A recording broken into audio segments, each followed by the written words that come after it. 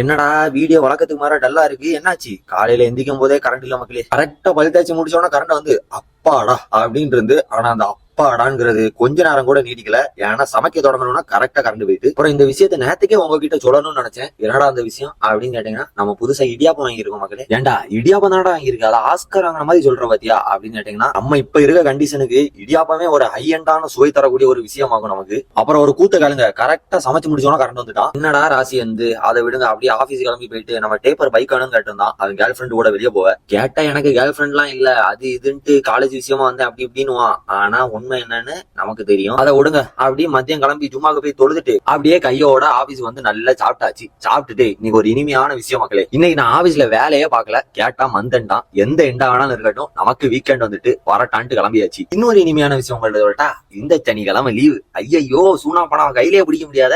அப்படி இந்த சனிக்கிழமை என்ன பண்ண போற? ஒன்னும் பண்ண மாட்டேன், சும்மா தான் இருப்பேன்.